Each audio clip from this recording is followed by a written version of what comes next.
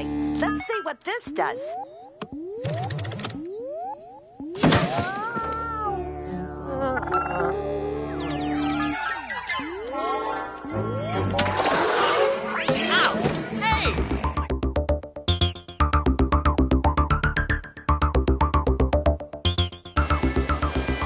Os robôs não estão mais só no nosso imaginário e nos filmes de ficção científica. Já viraram há muito tempo presença constante no nosso cotidiano. E você, conhece as funcionalidades de um robô? Quer saber como a robótica avançou nos últimos anos? Como foi incluída nas escolas? E ainda, por que a pesquisa continua centrada nas universidades? Então, continue aí, ligado na ciência.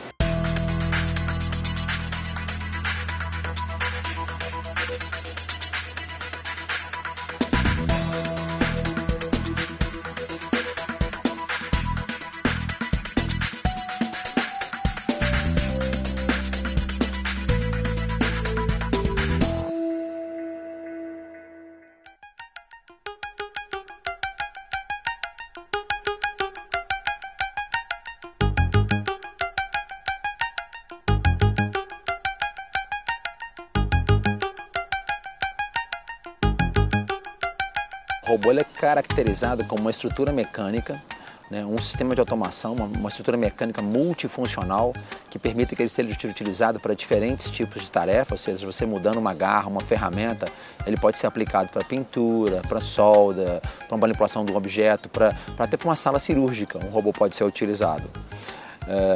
Fazendo só a reprogramação e a configuração, né, dessas ferramentas, esses periféricos que são utilizados na máquina.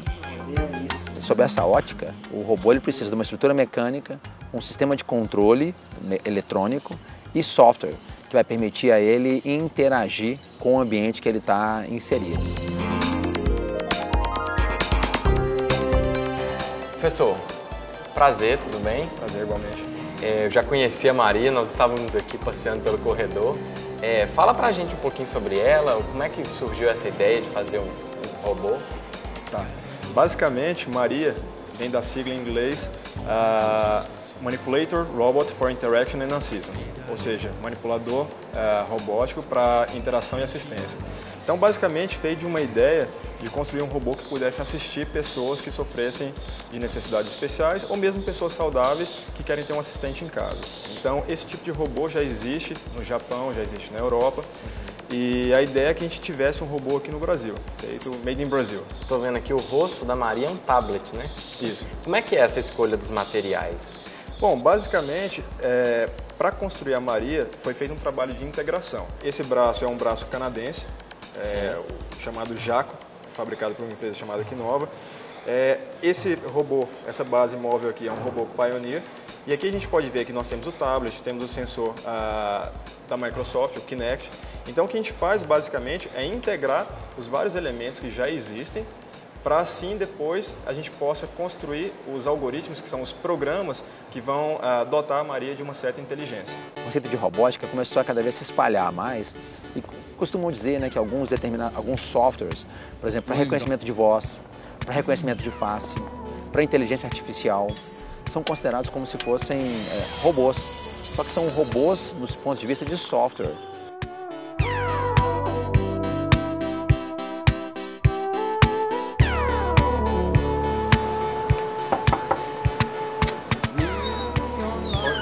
Ei, tudo bem? Bom dia. Como é que você chama?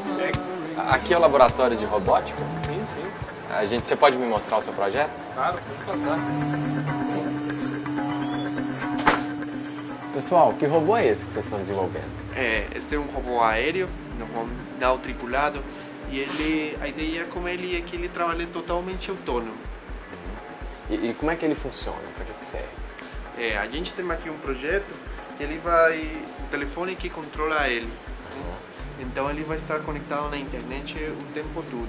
E já você pode enviar as ordens e para que ele trabalhe para desenvolver uma tarefa. E qual que é a aplicação prática? Assim, para que ele serve? Uma aplicação prática pode ser num desastre, uma catástrofe. Você vai ter muitas pessoas espalhadas que você tem que procurar. Você pode enviar o veículo e ele sozinho vai identificar as pessoas e vai falar para você tem que resgatar estas pessoas que estão em tais pontos. Legal, vamos ver ele funcionando então?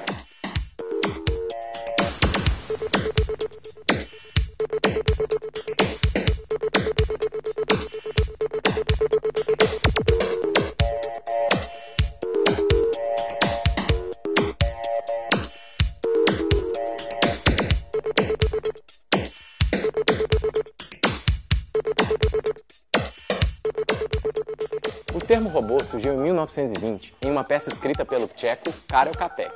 Os atores usavam roupas metálicas e executavam atividades que os homens não queriam fazer, como, por exemplo, serviços domésticos. Então o termo nasceu lá, era um trabalho escravo.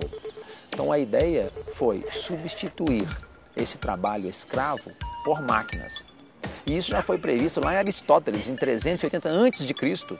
Os caras falavam que se uma máquina ou ferramenta puder executar o seu propósito sem que alguém tenha que lhe dirigir, não seriam necessários escravos. Então, ou seja, lá atrás já se pensava em automação.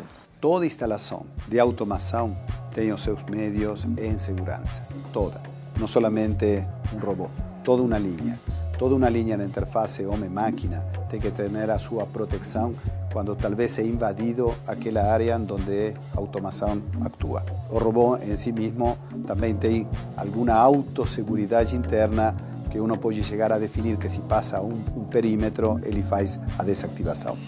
Em estações de trabalho como essa, existe uma cortina de luz que faz parte do sistema de segurança. Se o operador romper essa cortina em um momento que não deve, o robô para. Hoje, você vai em algumas indústrias, você tem máquinas, muitas máquinas, executando atividades de solda, de estampagem, de conformação, de fabricação, de usinagem, montagem, tudo sozinho. Então você tem partes de fábrica onde você tem um operador supervisionando um monte de máquina trabalhando. Então, ou seja, da ficção científica para a realidade.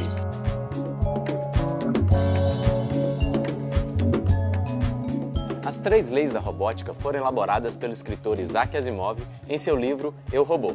São elas: número 1, o robô deve obedecer o ser humano. Número 2, o robô deve obedecer o ser humano e preservar a vida. Número 3, o robô deve obedecer o ser humano, preservar a vida e manter a sua própria integridade. Tanto que num desses filmes de ficção científica, né, aquele Eu, o Robô, o robô tem que decidir entre salvar o artista principal ou uma menina. Ele opta por salvar o artista principal porque ele usa critérios estatísticos de sobrevivência para ver se quem ele vai salvar.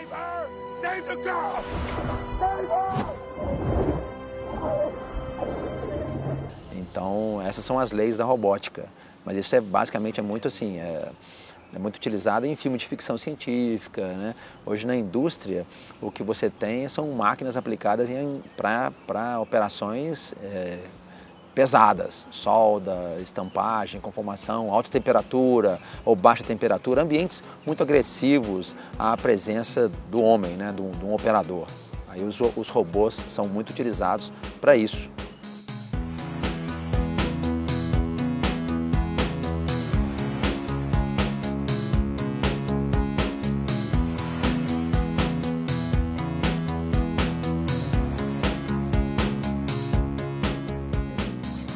Soltou um parafuso ali, Direto solta uns pedacinhos.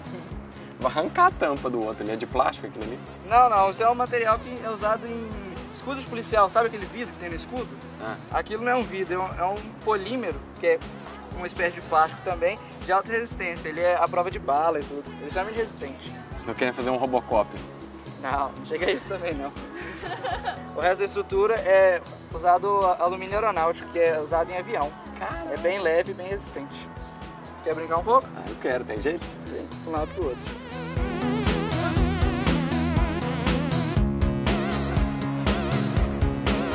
Ó, difícil. Voltar pra autoescola pra dirigir isso aqui. Treinar um pouquinho. E pra dar aquele giro que você fez, como é que Vou eu colocar faço? tudo pro lado. Tudo pro lado? Os dois? Não, só um.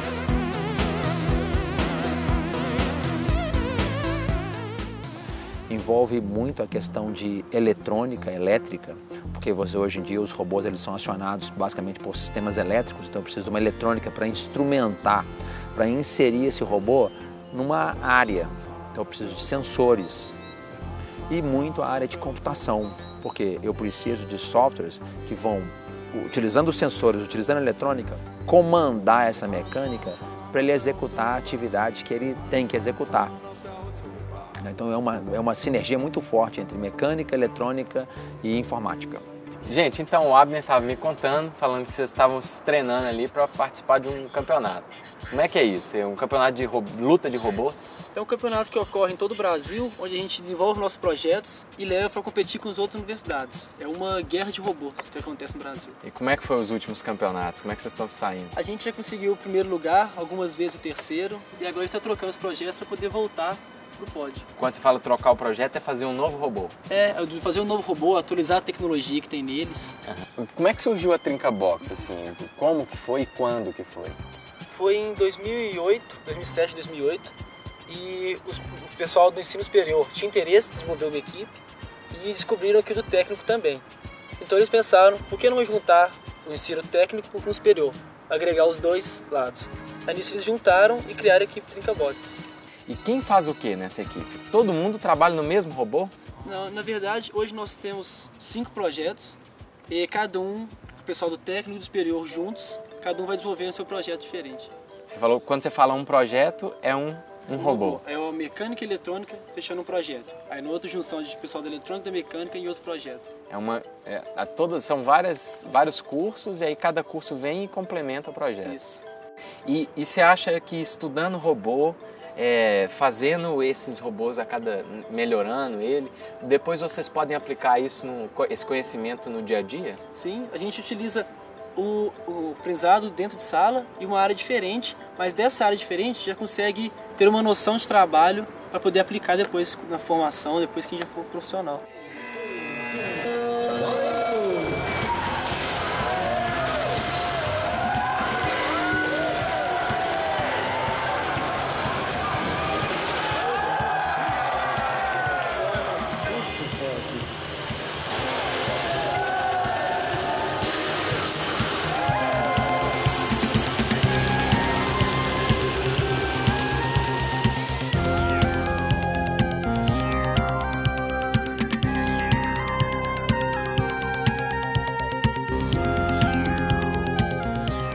Agora vamos ver, colocar ele para funcionar.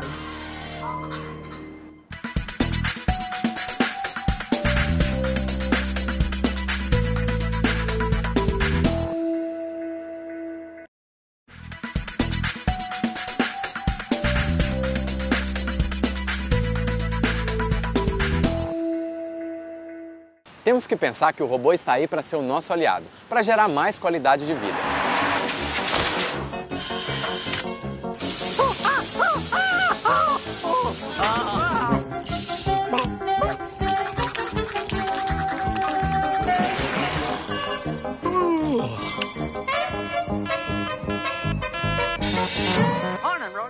A máquina vem exatamente para ser nosso aliado e não nosso inimigo. A gente não tem que brigar com ela, a gente tem que usar bem dela para gerar mais qualidade de vida, mais qualidade no serviço, mais qualidade nas atividades do nosso dia a dia. E tirar esse pessoal que está fazendo atividades que são pouco saudáveis, que são repetitivas, que são enfadonhas, monótonas. O homem não é para poder desenvolver esse tipo de atividade, né? A figura humana não é para isso.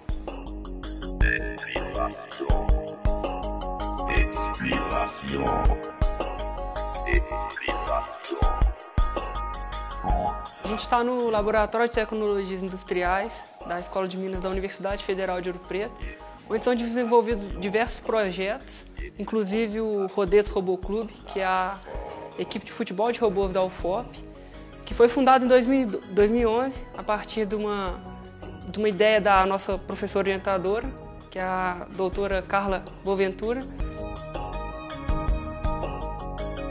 A nossa equipe ela foi dividida em parte da estrutura, parte eletrônica e a parte da programação. No fundo, todo mundo ajuda todo mundo.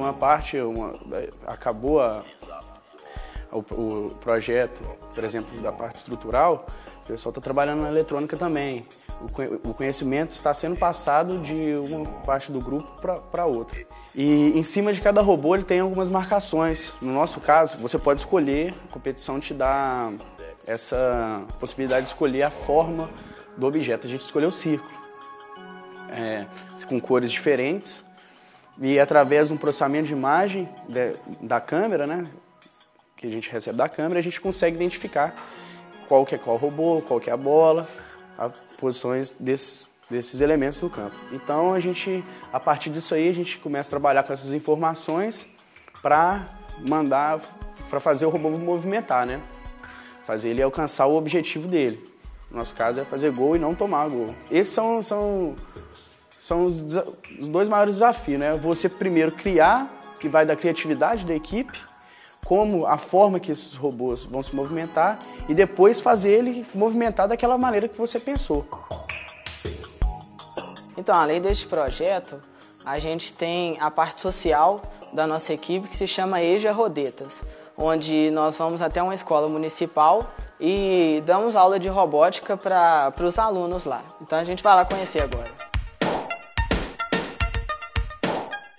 A professora Madu viu a nossa equipe numa revista da FAPEMIG e ficou sabendo que era de Ouro Preto e se interessou muito em fazer algum tipo de parceria com a gente.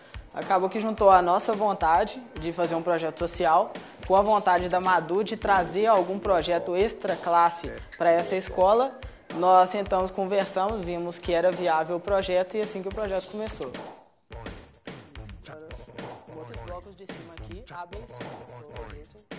Como eu disse, tem que ligar os sensores de acordo com o que a gente programou aqui. Se eu programei o sensor ultrassônico no pino 4 aqui, ele tem que estar no pino 4.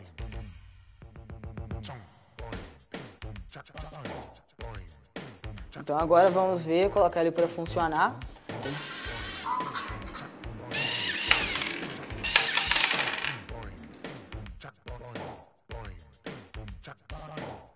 E eu comecei a perceber mais depois que eu comecei a fazer aula robótica. Por exemplo, câmera também, os lugares que está passando tem um sensor de presença também, então você está num lugar que está passando uma luz acende do nada, não é do nada, tem um sensor ali.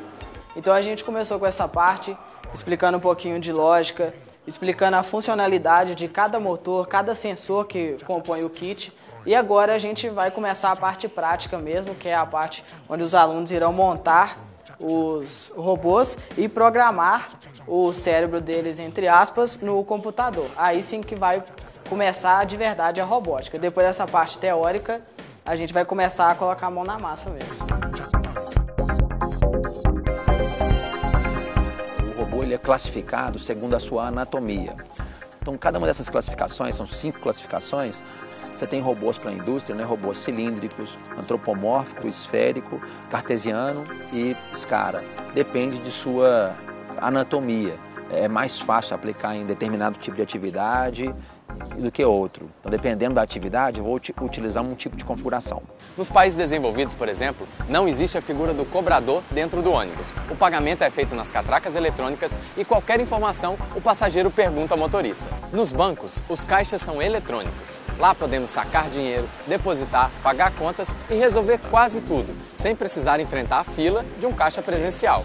A ideia é baratear os serviços e economizar tempo. E isso acabou permitindo que as pessoas pudessem usar o que elas têm de melhor, o intelecto.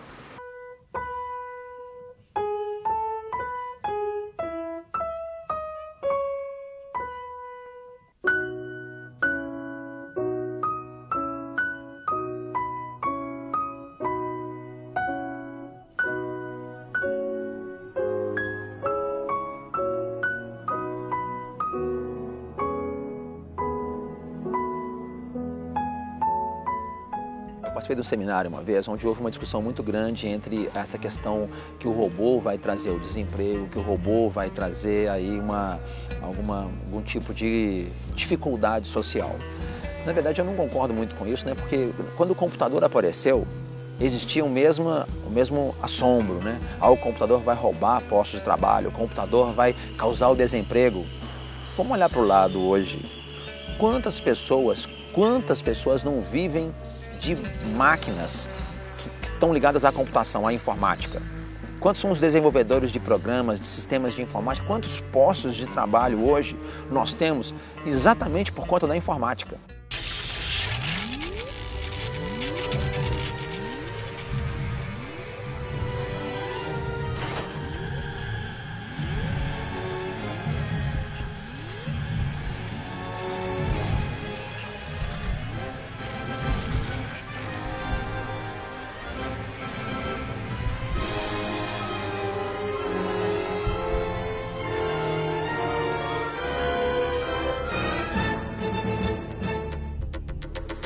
Antigamente a movimentação das chapas em uma linha de prensa era feita à mão.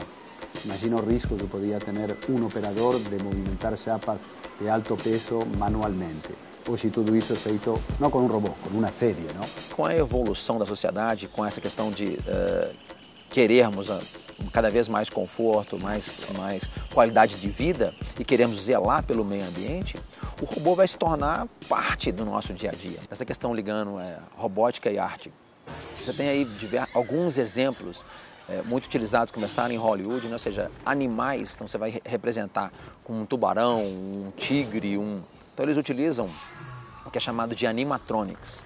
Então, ou seja, é um robô debaixo de uma pele de um animal que é utilizado para poder dar aquela impressão real do animal. Então, ou seja, eles têm que replicar os movimentos do animal, do tubarão, do leão, do tigre, do dinossauro, para atividade específica. Outra coisa nessa parte de arte, né, de joguinhos, entretenimento. Esses videogames, você vai nessas lojas de videogames, não é aquele videogame que você usa em casa, mas aquele videogame que você entra dentro do videogame. Você entra dentro do carrinho, você entra, você senta no carrinho, você tem duas telas na sua frente, aquele sistema de som, quando você bate o negócio chacoalha. Então, ou seja, você fica imerso na realidade. Então, ou seja, são formas de ter um robô para entretenimento, né? Tem algumas peças móveis, então, ou seja, você chega no museu, chega perto ao invés de você ter uma escultura muito móvel lá, você chega perto de um animatronics, você tem lá um esqueleto, né, de um animal. E quando você chega próximo, ele se move, mostrando que aquele animal ali, aquele esqueleto tem vida. Então é uma forma que o pessoal aqui no museu utilizou, né, pensou para poder interagir, fazer o público interagir com a arte, vamos falar assim, com a história. Né, George Lucas com Guerra nas Estrelas. Então foi um filme que eu assisti na minha infância, né, 13, 14 anos eu fui assistir Guerra nas Estrelas, e você vê que tem algumas aplicações, você tem lá no filme, né, o R2-D2, o X3PO, ou seja, são robôs que são verdadeiros atores no filme. E são máquinas, na verdade são máquinas que estão atuando naquele ambiente, estão se comunicando, estão executando atividades. Então é o robô inserido na nossa vida social para uma aplicação específica, para ser, no caso lá, né, do X3PO era um robô mais de relações públicas, então falava não sei quantas mil línguas, então era um robô para poder estar se comunicando e interagindo com outros seres, de outras formas, de outras galáxias. Você tinha o R2-D2, que era aplicado para navegação, era aplicado para questões técnicas de comando, de acionamento, de diversos tipos de naves, de diversos tipos de veículos de transporte, vamos falar assim. Então, e eram atores do filme, né? Participavam. Então é a robótica inserido no dia a dia, lá bem para frente, né? Isso não é uma realidade, ainda está um pouco longe, mas acho que no futuro vai acabar chegando.